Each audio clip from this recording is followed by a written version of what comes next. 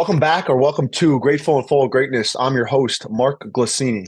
On this podcast, I sit down with guests who, in my opinion, live their lives with the pursuit of greatness in mind. This platform allows me to discuss and explain strategies that go into reaching peak performance. This is episode 53. My guest is Jay Dyer. Jay is the head strength and conditioning coach for Team USA men's and women's national teams. For over 2 decades, he has worked with the Johns Hopkins men's lacrosse team and has been the director of sports performance at MedStar Health. Along with being a certified strength and conditioning specialist, Jay is a devoted husband and father of 2 kids. Owner and operator of JDyer Strength and Conditioning, Jay brings a degree in exercise science and over 20 years of experience with United States' best lacrosse players in the world to help athletes become more agile, durable, and powerful. Jay's reputation in the lacrosse world is impeccable, and that's why I wanted to have him on here today.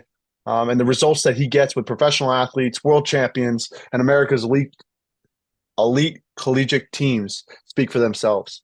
In this episode, we will hear about Jay's philosophy from the field to the weight room and life outside the gym. Without further ado, Jay, thank you so much for taking the time. Mark, thanks for having me. I appreciate it. As I was preparing for this, I was listening to you on other great podcasts, and I heard you come up, from intern all the way to the trusted authority that you are now. But I would like to even go before internship. And kind of, did you always have this fire for the weight room? Was it something that you got involved in the high school or even earlier before that? So yeah, when I first got into the weight room, I wouldn't say I had much of a fire for it. I was basically asking a guy I went to high school that had some experience to drag me in there with him. And, probably your typical 15, 16-year-old male experience, put too much weight on the bar, crushed my chest. He was just standing above me going, you got this. And I'm like, I don't think I've got it. I think it's just stuck here right now. So, I think that was, kind of the introduction of, in the weight room, you're always going to find or run into somebody eventually who is stronger than you, maybe has a little more knowledge than you, can give you little pieces of advice that you can take with you, whether it's the actual programming aspect or the mental approach, or again, just different modalities and different approaches to training. So most of the time after that, I sat in, my mom's basement with an old Sears Roebuck weightlifting set where for people that are too young to remember that, they're just plastic plates filled with sand. It's actually one of my Spotify playlists, Sears Roebuck barbell weight set. So it's just all songs from the glory days of lifting in mom's basement. No one appreciates that playlist, just me, I think, based on the taste. But yeah, I think that was my introduction to being a high school athlete, and that there was always a little bit more that you could do, whether it was practicing for your sport or getting in and lifting weights. And that thread kind of continued as I went to camps and things like that, and just hearing your coaches or your instructors or the owners of camps, explaining kind of a progression of what you need to do outside of, what you just see on game days. So. Outstanding. What I really pulled from that answer, and I thought about this in preparing for our session here today, is you bring up the glory days. And, when it comes to the world of strength, speed, and conditioning, obviously there's been an evolution there. And bringing the tradition of how things were 20 years ago, and also the tip of the spear information. You seem to do both really, really well. How do you handle kind of the traditional aspects of strength and conditioning with the new information that comes out day to day?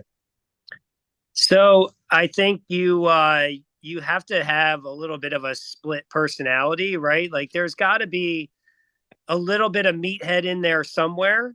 Because again, I think some strength coaches, cringe at that idea, but there is, the concept of getting in and having, a work day where you overreach a little bit, and then there's also the science behind that, that if you do have a day like that, that there's a certain amount of recovery that comes along with that, being able to attribute strength to the field. Again, there's kind of weight room strength, and there's, just what, I guess what you would call maximal strength. And then taking that maximal strength and being able to put it on the field means more power, more high velocity type movements. Where again, you just can't be moving weights slow and controlled and expect that to have translation to on-field performance. So again, like to your point, there's so much information out there now, and there's so many people just dropping tidbits on social media or YouTube or whatever, that you can really kind of go shopping, so to speak, and pluck little pieces of information. I think everything that I'm doing is still rooted some way in what I was doing when I first started. And then you have to make adjustments again based on what you see in front of you. The athletes will always dictate, the kind of the final structure of your program. You can sit there and make the framework, and you might find yourself modifying that framework, scrapping it completely. I mean, the athletes will show you what they need, and kind of, what they're already proficient at.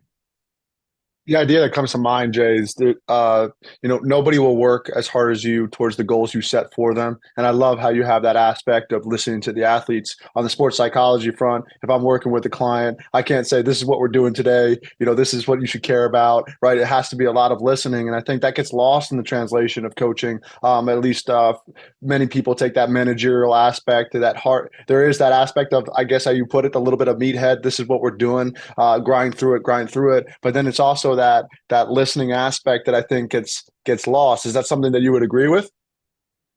Yeah, I mean, I think most coaches should intuitively know that listening is a huge part of it, because your plan can't be executed without the athlete having the buy-in or the energy or the ability to do it. So if you're not listening to what they're saying, and you're hoping that your athletes in turn are listening to what their body is telling them, and relaying that information to you, then I just don't know if you can be effective from a coaching standpoint or get the results you're looking for. Because again, I do think there are certain things where you have to just put your foot down and be like, we have to do this because, you're going to make me say it. You're horrendous at this, so it's like, this is why it's important. Right. And again, I think if you are just continually like transparent and honest with them, that if you do drop the hammer, so to speak, like, they're not going to take it personally. It's just because I've told you you've done these things well. This is not something you do well. We have to fix that. And taking that idea from the individual to the team, the way I look at it is the team needs the individual personalities and at the same time standards of how they do things there, right? And you got to have a nice blend of both. I was captivated when I was listening to your story because I could really resonate with when you were first starting out and getting into the field. I loved the story, and I hope you'll share it now, of where you just showed up at that field, and you wanted the job. And I think there, for young listeners out there that are either high school student athletes, college student athletes, or those about to go out into their professional career, I want them to hear that story. So could you share a little bit about you just showing up and demanding a job? Yeah. So Dan Ross is, will forever put him as one of my mentors and someone I'm thankful that I was able to interact with. So I'd reached out to him. He was the strength coach at Loyola College at the time. That's what it was called. Now it's Loyola University, Maryland. And I told him I was looking for an internship in strength and conditioning. I wanted to work with him because I knew like it was that the lacrosse team was kind of in their preparation period in the fall and everything. And that was the sport I was most interested in, kind of learning more of how to prepare for it, how to train for it. That week was kind of busy for them. They had a fall ball tournament that was taking place at St. Paul's School. They used to have Lacrosse for Leukemia. It was a big fundraiser, tons of teams there. So when he said he had a tournament and he would get back to me next week, I said, well, where's the tournament? And he told me, and I was like, okay, I know where that is. So that Saturday, I drove over to the field, waited for Loyola to finish one of their games, walked straight up to Coach Ross and said, hey, Coach, I'm Jay Dyer. I talked to you on the phone the other day about an internship. I'm here to, nail that down, basically. And he just kind of looked at me like, you've got to be kidding, right? Like, I can't believe you just walked up to me. Like, that was kind of like that smirk on his face. Like, I guess you were serious. So we talked and I was like, yeah, I want to start next week, not talk about it next week. And he walked me up to Joe Boylan, who was the AD at the time, and basically said, Joe, this is Jay. Jay's, actually showed up to follow up about an internship opportunity. Are you okay with me bringing him on? And he just kind of gave the blessing right there. And, that next week I was with Coach Ross standing on his hip for a day or so. And then the next time we went in the weight room, he was like, he broke up the team somehow, right? Like probably a little bit blurry now on the details, but it was, it was kind of like the A through M, you're with me, everybody else, you're with Jay. And I just kind of was like, huh? I'm like, okay, so now you are in this position where you have zero confidence, in that situation because you've never been in it before. So I'm sitting there going, well, you better fake it. So I tried to say the least amount of things possible, tried to just focus on what the guys were doing, making sure I didn't screw up the prescription, make sure Coach Ross didn't come up from behind me. He's a large man, and like put his hand around my throat and be like, what are you doing? So, and then from there, again, it was just, it was a great experience. Coach Ross, again, was pivotal in me getting the job at Johns Hopkins when Coach Petro was hired. He called Dan Ross and said, I need a strength coach, give me a name. And Coach Ross said, you want to contact Jay? And he kind of gave Coach like the heads up because at that point he was like, well, he's pretty young and he looks young, so be prepared. Right. So I walked in and talked to Coach Petro for about 30 minutes. When we were done, he said, well, Dan Ross said, you're my guy. You're the only person I'm interviewing. So I need to know by tomorrow if you want the job. So again, without, Dan Ross, that's such a huge keystone in my career. Him taking a chance on me. When I was sitting in that graduate of sports psychology class underneath Dr. Rob Gilbert, he shared with me early on that 1/3 of Nobel Prize winners have mentors who also won a Nobel Prize. And I thought that was just an amazing thing. The coaching tree, the mentor tree, role models, right? Success leaves clues in that way. What I took away from what you gave us there is three things. There's something that I'm always sharing with people who, I don't want to say lacking confidence, but they're right there at that threshold and they haven't kicked the door down yet. And that is, in order to become a master, you have to first risk being a fool. Right? There's no mastery without being foolish first. And once you understand that, then you can fumble through your words and scrape your knee and do it poorly before you start getting the reps to do it in the right way. I have one more thing before I ask you a question about the mentality that went into you showing up at that field. I love the empowerment that Dan gave you right away, right? That he could have just took a like I said earlier in this podcast already, a managerial style and you should do this and blah, blah, blah. But he just gave you the freedom to work with athletes right from the jump. I just love that part of the story. And then I want to ask you about the mentality. What do you think it was that allowed you to go and show up at that field? Was there somebody who taught you to approach life like that? Do you think it was more genetic and in the natural temperament that you had? What would you point to? I am pretty stubborn, I would say. So when he said on the phone, we'll talk next week, I was like, talk next week?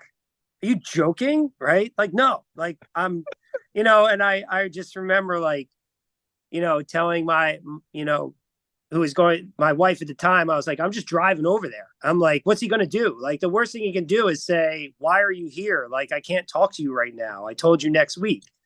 And I was just like, I think I can be pretty stubborn and pretty hard headed and pretty, I guess, impulsive initially before I have a chance to sit back and think. I do think that's one of my biggest faults that I tried to have work on in my career, and it's not going great. But I just, if I hear something, I'll be like, "Oh, that's not true. Oh, that's dumb. Oh, and then I'll like get in my car and drive around or whatever for 20 minutes and be like, I can see where they're coming from. All right, Mm, and it's just like, it just takes me a minute to strip down my biases and actually put some thought into things. So I think, again, like you're saying, I think that's a little bit of a product of being from a single parent family and being a latchkey kid and fending for yourself a lot. And, basically, when you make a decision to do something, like at that moment, you're just going to have to do it. So, do you mind talking a little bit more about that upbringing that had such a big influence on the stubbornness or impulsivity or the better or the worse that comes from that? well, I mean, the background is, my parents were divorced. My mom, was working multiple jobs, so like getting home from school and, letting yourself into the house and getting stuff, kind of going. And as you get older, you're, maybe making yourself like dinner or something before a game because she's not going to be home before that. She always makes it to the game, but maybe not there for like, pregame meal or anything like that. But I think it's funny because there'll be times where she'll say to me, she's like, I think you work too much. And I just laugh. And I was like, who the hell you think I learned that from? Right. Mm, So mm. it's, I think that's where it comes from, is seeing her do whatever it takes to, support my sister and I when we were growing up. So, but again, I think the stubbornness is, I think it's a little bit embedded in my mom's side of the family. So I think, again, we have a lot of people on that side with big personalities, which means they can be stubborn, but also when they're ready to have a good time, they have a good time. So it's like both Mm. ends of the spectrum. Two of the key takeaways that I have taken from studying and learning about personality psychology is that the types of problems that you have in your life are correlated with your personality type. So yes, like somebody who's a little bit more extrovert might be talking over people, and somebody who's a little bit more introverted might have a little bit of struggles with communicating. And the other thing is your greatest strength is your greatest weakness. So when I hear that story, I see not just stubbornness, but self-reliance, which could actually be a really great thing, to prepare your meal and get yourself squared away for the game, right? So there's upsides and downsides, and working through that from taking the dance perspective of how am I going to evolve as a human being along the way. I think that's why in many parts of why I started having these conversations with such great people, because at the end of the day, they're human, right? And they've achieved really remarkable things. But over the hour conversation, there's parts about their story that are just like everybody else. And that's why I wanted to ask you a little bit about your upbringing a little bit more, because I know that part really resonated with somebody that's going to listen to this. One point that I wanted to make about you showing up at that field is asking yourself this question when we have to go through a big decision is, what's the worst that can happen and can I live with that? What's the worst that can happen and can I live with that? And what's the worst that could have happened? You shoot you away? Could you live with Yeah. that? Absolutely guaranteed. Listening to you on Greg Renlian's podcast, I heard you say, my expectation should not exceed yours. I wrote it down. I absolutely loved it. Could you talk about how that translates into your philosophy in the weight room with your athletes? I think, from that standpoint, it's, you know, every time they come in to train, uh, my expectation for them is that they see potential, right? Because that's what I see. So that's really what that comes down to is, right? Like, I don't think that um, most of the athletes that I come in contact with have hit their ceiling yet. So there's always potential to make yourself better, to whether it's physically, mentally, whether it's, if you're somebody that doesn't do a good job with recovery, you can always work harder at that, at making that part of your development. But again, I think one of the reasons why those athletes again walk through the door is because they're trying to better themselves, right? And they're trying to better themselves so that their product on the field is better. So I'm always, I guess for lack of a better term, always holding out hope that the light bulb is going to turn on at some point, whether it's for a particular kind of work ethic, particular kind of skill development. Again, I think you can see this in athletes, whether it's, a freshman in college to their senior year in college, the growth there is incredible. If you look at people that have been on national teams multiple times, the way that they grow and change as they become more experienced. Again, I think you can see it, with athletes at every age, that as long as they continue to push themselves and continue to be consistent and dedicated, that's going to create other types of behaviors. So those are the kids that maybe as a freshman, when you see them, you think there's no possible way or there's a long shot that this kid would ever be a captain. And then all of a sudden, by the time they're a senior, they are a captain, which means so much from a standpoint of how their teammates view them, and actually the growth that they've undergone during that 4-year period. So I'm always, kind of amazed by that when you see somebody when they're, maybe young and a little bit green and still a little bit immature or maybe insecure in who they are and how they fit in the team, and then how they grow and become an integral part of that and then become a leader of that team. So again, expectations. I mean, when I'm showing up to work with a team or an individual or whatever, like I have certain expectations for myself and certain expectations for them.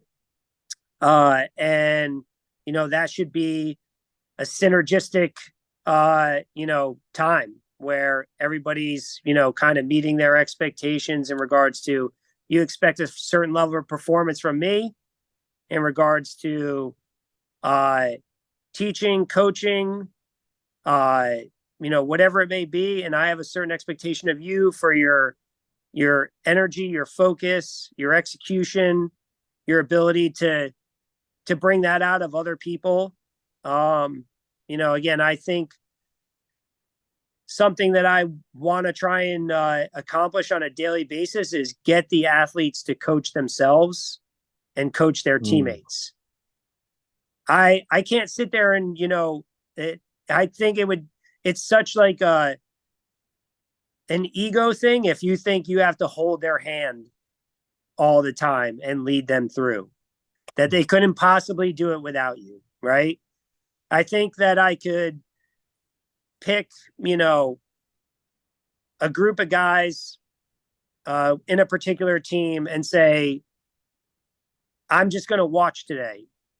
You lead the workout. And if they aren't capable of doing that, then I've done a terrible job in regards to actually coaching them, because they should understand the why they're doing something and the how they're doing something, and then be able to express that to someone else, even if it's in the weirdest terminology that you ever heard. And, you know, if you said that in an exercise phys class, they would have no idea what you're talking about, but it made sense to their teammates.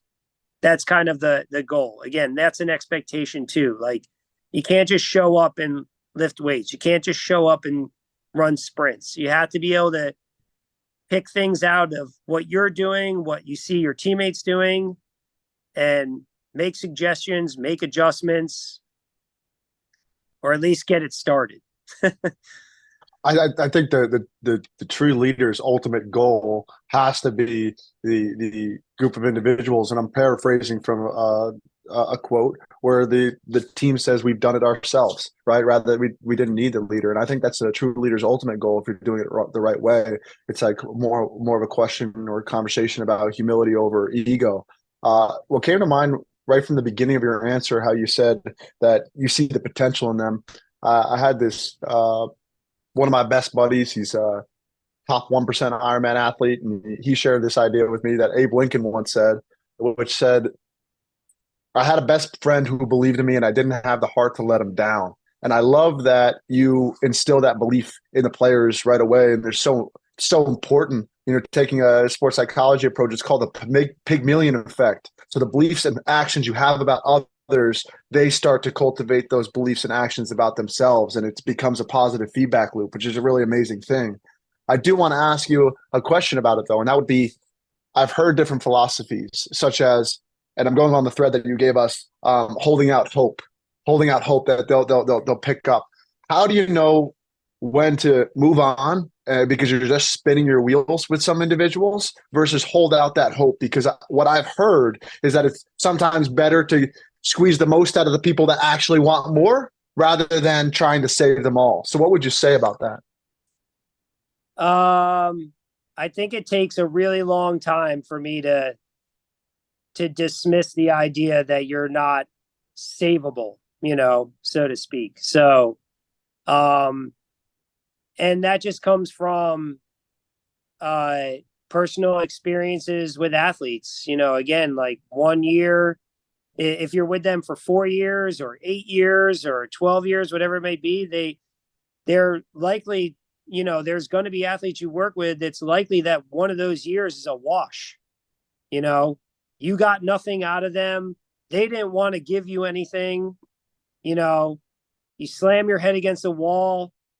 Okay. But then all of a sudden, the next year, for whatever it is, whatever happened, they've had, again, kind of that epiphany of, this person has been trying to help me.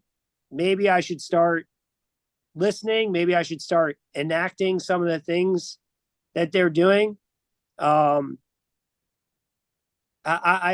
think there's always the potential for that. I can think of a number of athletes that, whether it's at Hopkins or whether it's at other schools, where they don't see any playing time for 3 years, and all of a sudden their senior year, they're such a huge part of the overall picture of a team. Like, there had to be something in there, that kept them going to get to that point. So I think for me, it would take an athlete kind of saying, I'm done with you, before I would say I'm done with them. Yeah. I mean, I want to stay on the thread of your personal experience, because it's no fluke that the reason why you've been doing it at such a high level for such a long time has because of the results that you get with athletes and teams. So I guess what I'd love to ask about coaches that have sustained excellence for a very long time, what are your main repeated messages right? So you have these go-to ones that you're using with your athletes or with the team. Tell me about Jay Dyer isms, if you will. Oh, those are, I think you'd have to bleep them all out. Everyone? Most of them, yeah. I mean, yeah. No, I think one that I kind of stuck to for a long time, as long as I can remember, is I would always tell the athletes hard work pays off. Right now, your interpretation of what that means, uh, again, can be skewed. Some people think hard work pays off means that I get a ton of playing time or whatever. And that's not how I look at it. Like there's athletes that you could train that, you know, just their goal is to uh, have the minimal role on the team. Or like if it's a high school kid, their goal was to not get cut from JV. Right. So, again, hard work pays off means that for me, in the end, yeah, it could be great results in the sport that you're participating in. It can also mean that when everything's said and done, you can look back and have no regrets. So if you put the hard work in and it didn't work out for you, you can't go back in time and be like, well, I should have done this, I should have done that. You can have peace of mind that you put the hard work in, you gave everything you had, and it just, your best, unfortunately, wasn't able to give you like the glory you were seeking or whatever. So, Mm. or the status of a particular spot on a roster, Mm. so, but not coming in and not putting your best effort forward, that's when you'll look back and regret not working hard. So hard work pays off, whether it's, again, like I try not to get too lifey, but again, like if you set a standard of working hard in the weight room or on the field, that I would imagine that that's going to bleed into your academics. That's going to bleed into down the line when you're in an office. That's going to bleed into supporting your friends and family and doing things that are difficult and hard to take care of them. So, um, you know, the yeah, it was funny you like said the word before, and now I'll give you one of my isms. So like I'm not a big like grind culture guy. Like I feel like um to really put a thread in everything, I think it is counterintuitive to all the sports science information that we have, that grinding is actually good for you.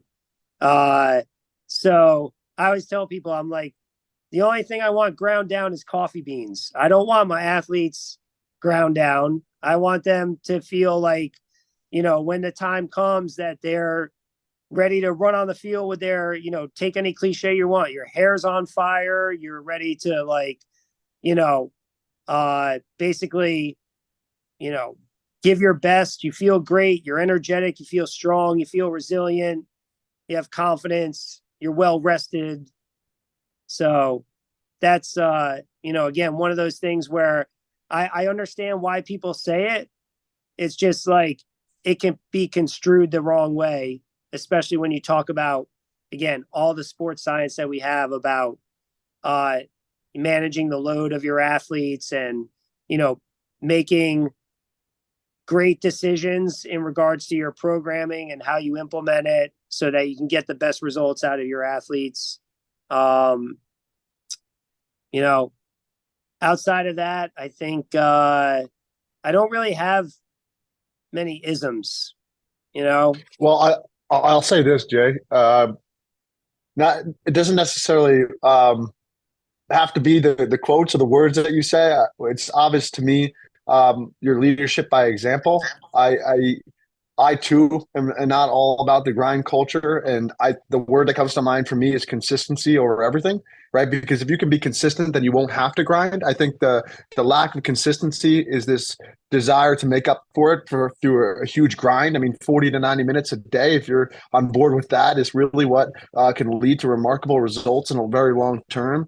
Hard work pays off, and staying on that thread, I'll bring up one quote that one more quote that I heard you say in another podcast, and that was, "I feel like I'm being judged every day, and I have to prove myself every day." And I said, "Wow, like, geez, man, he's been doing this for over 2 decades. Why is he still saying that?" And that's leadership by example. And I guess, why do you feel that way? Well, when you say it, I'm shaking my head because I still believe that um, every athlete that you're working with wants to know that you're in tune with what they need and what they are, you know, why they're putting their faith and trust in you as a coach. They don't really care that, what you did for this person or this team or that team. Now they might, think like that's cool that he was able to do that with that person or that person accomplished certain things. But when it really comes down to it, like every time an athlete walks through the door, they have to know that I'm most interested in them or like again with the team collectively. And then there are certain things I know I need to touch on with each individual. But again, I just don't think anyone when they are working with a coach is sitting there thinking about the other athletes they've worked with or any accomplishments that they've had. They are totally focused on, I need this coach to be here for me so I can do my best. I need them to do their best for me. So again, I do think you are constantly proving yourself. Uh, Hmm. and, again, I think that's just always going to be part of my mindset and part of my approach because I don't want to take anything for granted. I don't want to take for granted the fact that, this athlete showed up on this particular day to try to make themselves better or to get themselves prepared for the next day. And you just can't, again, take that for granted. You can't be dismissive of it. You can't give it a half-assed effort. You have to be all in for those people.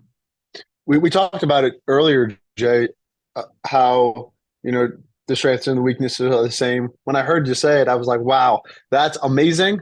And it must be exhausting, right? So I guess the question I have for you is, speaking to Jay specifically, how have you handled that harmony or balance over the years of having to prove it every day? Because to me, that sounds like, I don't want to use the word grind, but it's all stress without rest. How have you been able to handle that? I mean, again, like I just last night I went home. I got home pretty late. My wife walks into the kitchen while I'm like unpacking some stuff, and I just look at her and I was like, "Doing it for the kids, baby. Got to do it for the kids." And she does that. She just kind of laughs because she knows like I love what I do. When the day starts, I'm ready to go. When the day ends, my body's like kind of goes through the adrenaline dump is fast and significant, so but again, I think the energy that you draw from your athletes and the energy you draw from solving the little puzzles and mysteries that they give you on a daily basis, to again push them forward. I don't think I've had a day in coaching where it feels like the day before those experiences were exactly the same. Mm. So again, I think I do put a lot of pressure on myself. Again, just like you said, based on the way I approach it. But at the same time, it's extremely rewarding. And again, it's extremely rewarding to just have an athlete say thank you at the end of the day, or give you a fist bump, or shoot you a text, So, but again, I think if you aren't being critical of yourself, it's very difficult to be critical of others. I heard it said recently, Jay, that in the last 20 to 30 years of psychology research, they're finding that there's no difference between thinking about yourself and feeling miserable. There's no difference between thinking about yourself and feeling miserable. And what I hear in your answer there is that Jay Dyer loses himself in the service of others. And that brings you a tremendous amount of joy. And I think bringing Robert Greene's book on mastery into this, he says, you will never reach a level of mastery if your work brings you no joy. Right. And it's evident that you've gone this far in terms of sustained longevity of greatness because of it bringing you joy. And I thought about that adrenaline dump that you do at the end of the day. And you much rather be physically exhausted from a rewarding profession than spiritually, mentally, or emotionally exhausted from a work that brings you no joy. And I think that allows you to bring that energy every day, that joy, that love, that esoteric sort of energy that you always have. I have to ask you this because I mentioned it in the introduction, the impeccable reputation you have in the lacrosse world and at USA lacrosse headquarters. It's just remarkable. You're a relationship builder, right? I don't think that reputation, especially in a service-based industry where your reputation is everything, that's super important. So I would just ask you flat out, how do you connect with people and players so well? I mean, when I'm connecting with the players, I feel like I'm just being authentic. I'm not trying to be somebody I'm not. So I'll say some goofy stuff, or ask them, like a weird question or something. Like, it's just the only way to, I feel like, to connect with them is to actually, like, you have to put yourself out there and try to start the conversation. Because again, I think I don't know again where this comes from, but a lot of the athletes that I've worked with, when they're comfortable with me, they're like, you don't understand, like, when you first walk, like, out, or whatever, for tryouts or practice or whatever, like, and I didn't know you, like, you have this very intimidating look on your face. And I'm like, yeah, but I'm just like, so it's just like, that's the face I was born with. Right. Like, I feel like, I'm not like a big, like, show up at a place with a huge smile on my face and, get, the clap started or anything like that. I'm more of like low key, like, here we go. I think I'm the antithesis of like some of the stuff you see online where there's strength coaches getting 2x4s broken across their back and stuff like that. I'm more like, we're going to try to keep this level. Again, I don't think when you are a coach that your athletes should feel like they're on a roller coaster. I think they should feel like they're getting somebody that's, relatively steady.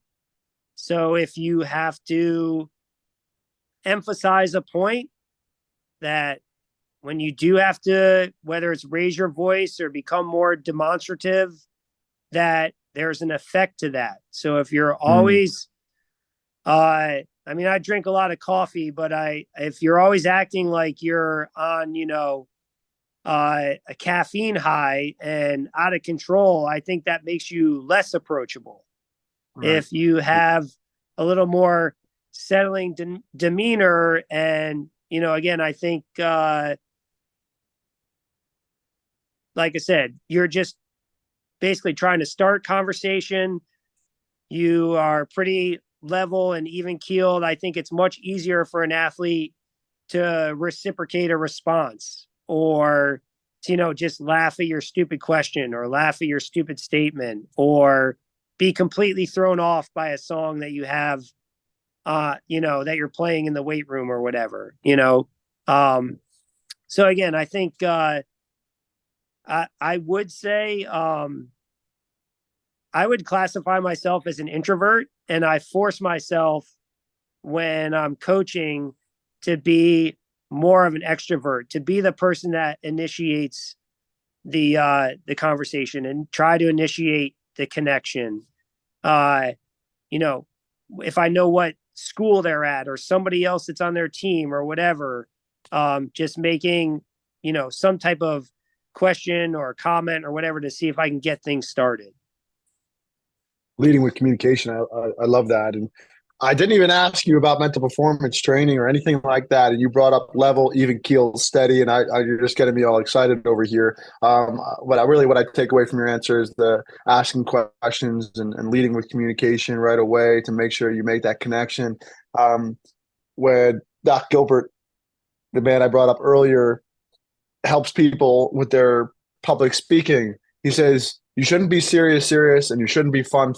You should be serious, fun. And you show up with that focused mentality, right? I was a guy who my football coach in high school said, Glicini, you can smile every now and then, right? But I just showed up really, really focused, but still relaxed. And I think what I've noticed by being around you, with the Team USA training work is you are making jokes along the way too. And it's important to know that you can't have muscle tension when you're laughing, right? That's why there's no laughing that should be happening in the weight room, because when you're play and laughter, you can't have muscle tension. And, it really is, there is something behind that.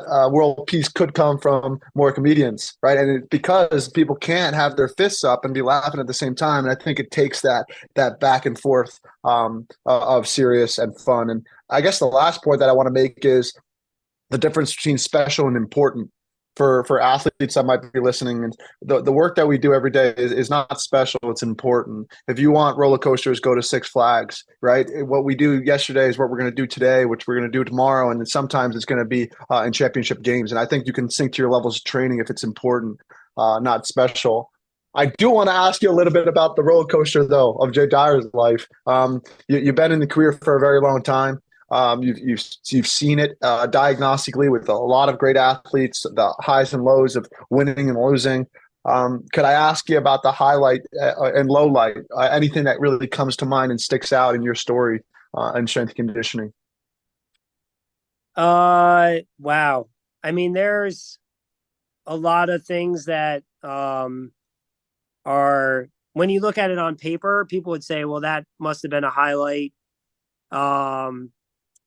I think from my time with USA, it's actually more about the time I get to spend with the athletes and the coaches and the support staff. This morning, I started writing down all the coaches that I've been fortunate enough to be on a staff with. And it's a little bit overwhelming. From a standpoint of the times that I spend with all those people. I try to pull something from their coaching and how they approach athletes and how they approach team concepts, and their ability to be authentic in their personalities. And again, I think it's just a great, you're always learning. So it's been such a great teaching point for me in regards to just being able, again, just like the strength and conditioning field, these amazing coaches that all coach at world-class universities, being able to see what they do and be able to steal some of those concepts and some of those ideas and those approaches, that's made me a better coach. And then that doesn't even touch the fact that the athletes that are on the team, there's such a significant number of those people that are coaches. So you get to have separate conversations with them about coaching while they're just in their athlete role. So those are, again, I think that's more of the highlights from a standpoint of, you know, watching athletes celebrate their accomplishments is an incredible highlight. I can't remember the last time, or if I don't think I have. I don't think I've ever like run on the field after a championship. I think I've just stood on the sideline and watched the ensuing joy and kind of mayhem and everything, and watch those teammates, really be able to express their love for each other. It's pretty amazing to watch. So those are definitely highlights. I would say that my wife and my kids continuing to support me after all this time with all the crazy goals that I have for myself and things that I want to do. That's a massive highlight. Lows, again, it's like one of those things where it's like when you come up short, so you honestly, like, if you want to consider yourself a part of the puzzle when good things happen, you have to consider yourself part of the puzzle when bad things happen. So, seeing teams lose games, lose championships, seeing athletes go down with significant injuries, that's all stuff that sticks with you. So. Perfect. I mean, I love the whole stealing and emulating approaches. What I wrote down, I think I've shared it really early on in my podcast, was the book Getting to Us by Seth Davis.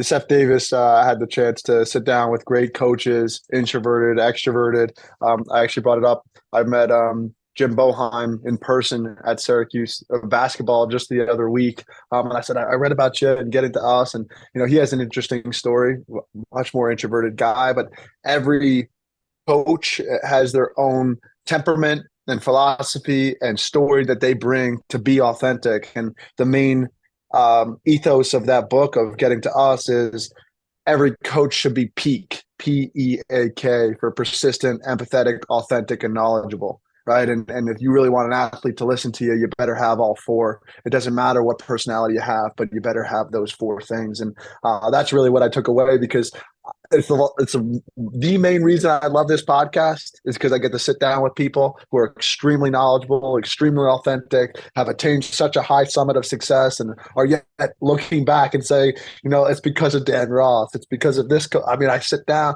Like, why is Jay Dyer writing down a list of coaches that he worked with and he's becoming overwhelmed? I mean, that goes to show the character that you have.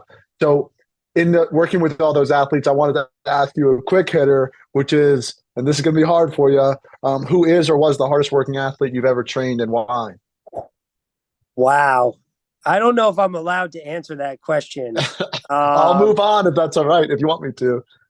I mean, it's there's definitely athletes that are more they're more well known and more visual and have huge followings, and obviously those athletes that I worked with that are in those positions got there through hard work. But again, it's I'm going to get killed for this no matter what. If I don't answer it, if I do answer it, but again, I think there's, put it this way, there's definitely been some athletes that have had to tolerate me for much longer. So it's, I think that's hard enough, dealing with all the bad jokes and the passive aggressive comments during a workout or whatever. Yeah, I don't know if I can really answer that question. Because again, I think there's going to be like a pretty, it's a pretty interesting race to the finish line, to kind of siphon all that out. I will say, to put a bow on the Dan Ross story, One of the cooler things was Stan Ross was on the staff for the U21 team. That's Dan's son. Wow. That went to Ireland, and I just never brought it up to Stan. It was kind of my weird thing of I wonder how long this is going to take for him to realize that I know his dad and his dad knows me. So we were um, getting ready to go to Sammy's for our last meal here in the United States before we got on the plane for Ireland, and we were waiting for the bus to come back to pick us up. And Stan was like, "So he's like, I'm talking to my dad the other day, Here and we he's go. saying, give me the rundown again of who the staff is." And he says, yeah, he's like, and Jay Dyer's the strength and conditioning coach. And he said, my dad was like, I know Jay Dyer. He's like, he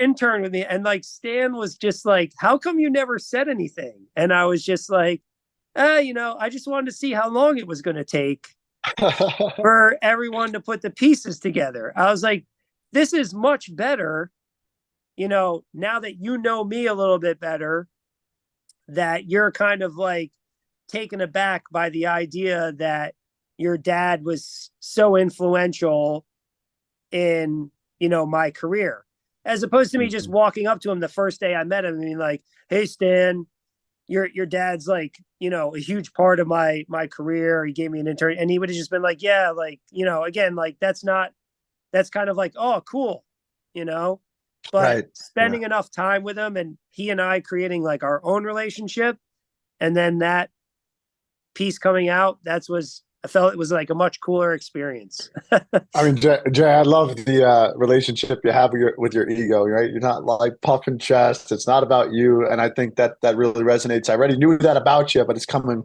through clearly in our time here together too. So, I mean, we're coming to the finish line here.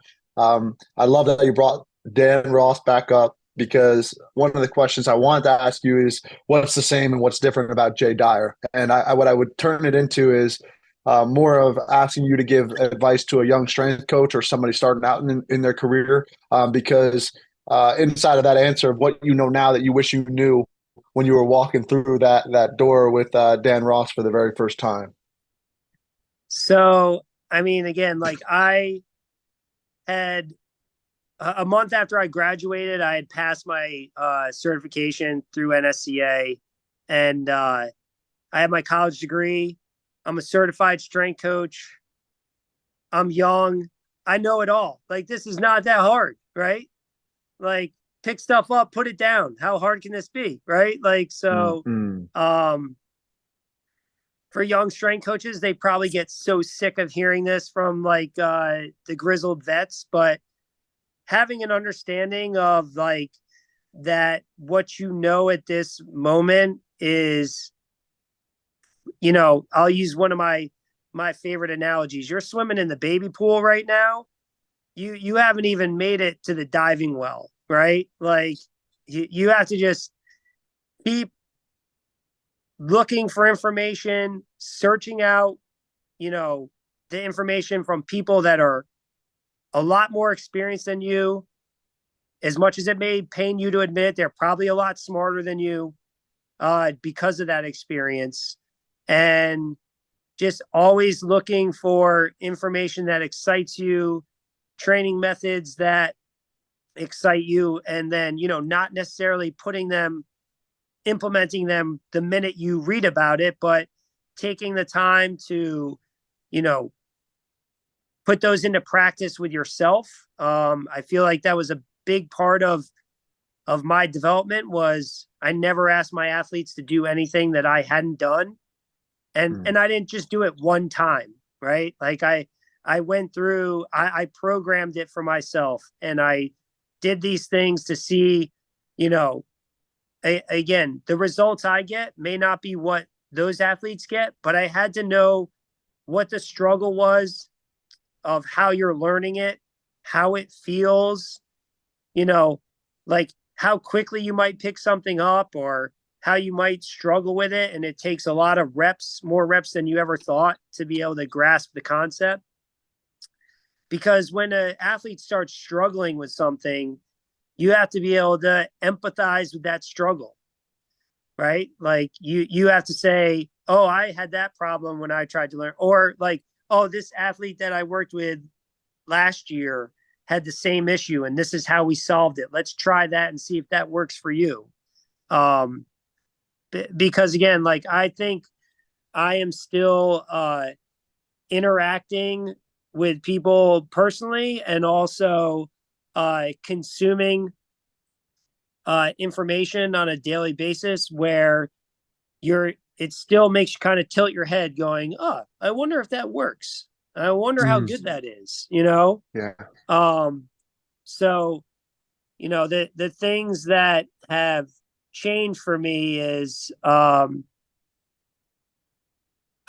definitely don't ever think I'm the smartest strength coach on the planet. And most of the time when you graduate college, you're thinking like, you know, I got this. I can't wait to get my job. I can't wait to get my job in the NFL. They're going to be knocking down my door. Right. So, Right. you know, and again, just, I think you're doing your athletes a disservice and you're doing yourself a disservice if you're not always looking for something, or if you see something, asking questions about it or trying it yourself, and seeing how that could, you might run into one athlete in your entire career where this one particular thing is exactly what they need. And you better know how to implement it, how to do it, how to coach it. You know, so again, I don't think anyone in this industry is a finished product. I love it, especially the personal experience, you know, understanding the struggle so that you can teach it better to others. And I'm in full agreement. I think it goes back to what we were talking about humility, being what I do not know is more important than what I do know. And I like this concept that you shared right there at the end, that if there's one strategy or exercise or technique you can give to an athlete that is the unlock for them, right? It might be the one key that opens up the castle for them. And that's why the constant learning should be, because you're not all you could be, but also you don't know everything that athlete might need specifically for them. To take us home, Jay, what I would say is this podcast, Grateful and Full of Greatness, is all about those who are both gratitude and great. You've trained so many great athletes. What do they all have in common? Also I knew you weren't going to let that one slip. So I took some notes down for that. I mean, again, I think that for most of the athletes, the great ones, that they're definitely authentic people, because if they're not being authentic while you're training with them, it's going to be very difficult to connect with them. It's going to be very difficult to know when they're having a good day or when they're having a bad day, or, you know, when something's on your mind. You know, I mean, I have athletes that do that to me. I like walk into the weight room and, what's wrong? What do you mean what's wrong? They're like, I can tell by the look on your face. What are you thinking about? What's wrong? And like, I have to tell them, because they're going to tell me. Like, if I do that to them, they have to tell me, so I know what's going on. Right.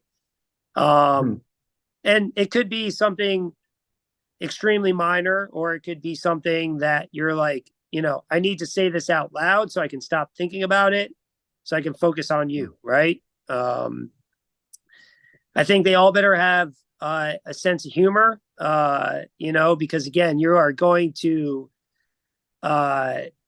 we're probably going to have some back and forths, you know, going to kind of see what kind of chops you have. And, you know, again, like if you can't sit there and be self-deprecating, it's going to be really hard to constantly achieve. Like if you can't make fun of yourself every once in a while. Right. Fascinating. Love that one. I mean, intensity. And again, I don't think that means rah-rah intensity. I think it just means that intensity comes from effort, and intensity, again, with your focus. So you can be, you know, pretty quiet or introverted or mild, but your effort, matches the intensity of what's expected, for that particular, exercise or drill or whatever. They Perfect. definitely will speak when it's necessary, right? So it's, they don't hold back. There has to be open communication. So just, holding something in or thinking like, should I say this or should I not? No, you should definitely say it. So, and then I think they all take inspiration from and have appreciation of other people that play their sport and the skill sets that they have and what they can do that maybe that your athlete can't. They have an appreciation for it, but it doesn't mean that they aren't going to try to figure out if they can acquire that skill. So I don't think you can sit there and be a great athlete and not look at other athletes that are competing at the level you compete at and not have an appreciation for something that they do that's probably a little bit better than what you do. So again, Absolutely. I can see that a lot with USA. Like I think it's, again, when you sit back and you watch those athletes teach each other things, or somebody makes a particular play or a pass or whatever, or a move, and the sideline during like a practice goes nuts, it's just like you are in the most competitive environment you can be in. You're all competing for something that you all want and have trained hard for. But at the same time, like, flash back and you become like a 12-year-old kid watching, a lacrosse game where you're just hooting and hollering and like, oh my God, I can't believe they just did that. Or, that was so sick or so slick. It's just like they definitely have appreciation for the craft, and the people that are out there doing it at that level. I love that last point, right? Because I certainly do. I can think about short stick defensive midfielders throughout the league, where it's their one-handed wrap check, how they get their hands on, how they do the V hold, right? I just have such admiration for it, and I think the studying of whatever it is you're looking to be doing, that never ends. And I love how you said that 1 or 2 answers ago that we're all unfinished products, and I couldn't agree more with that statement. Is there any question that I could have asked you that you wish I did and I didn't? Yeah, I mean, again, I think, I got the opportunity to, highlight my wife and my kids and, my mentors. I think, again, one person that I didn't get to name that's a mentor is Mark Shropshire. He's another guy that when I was young, took a chance on a kid that was hard-headed and opinionated and probably a massive pain in his ass, but found a way to kind of put some guardrails in and provide some direction. And, again, I think the challenge there that's laid down of, why don't you read this book? Yeah. Let's expand your knowledge points here, right? And like let's challenge each other to become more educated and to expand the library of knowledge and ask each other questions and bounce things off each other and write good programs and write bad programs and teach each other how to be better strength coaches. So he was a huge part of that. So again, I think from a career standpoint, that's influential. And then, again, from the work ethic thing, just, emulating my mom, my grandfather, Some of the people that I worked for doing, manual labor and stuff like that. Again, just kind of teaching me how to enjoy what can be like kind of a draining job sometimes. And, again, just taking pride in your work and your effort and showing up ready to go. It's obvious about you, Jay. And just like Shropshire said to you, the guardrails and the direction. I think that's what our podcast here did for many people listening. And I'm sure there's going to be people that are upset that we didn't talk about sets and reps and get really into the training program. But if people want to learn more about what you're doing or contact you, where could they go? So they could send me like a DM on Instagram, just Coach Jay Dyer. They could do the same thing on, I guess you're supposed to call it X now, right? So if they want to try and Yep. find me there, they could, yeah, we'll keep it at that. And then if somebody actually DMs me, I'll give them like an email contact or whatever, and we can take it from there. Great. Jay, thanks for your authenticity, your sense of humor. I appreciate it. And I had a great time today. Thanks, Mark. I really appreciate it. I'm glad we were able to do this.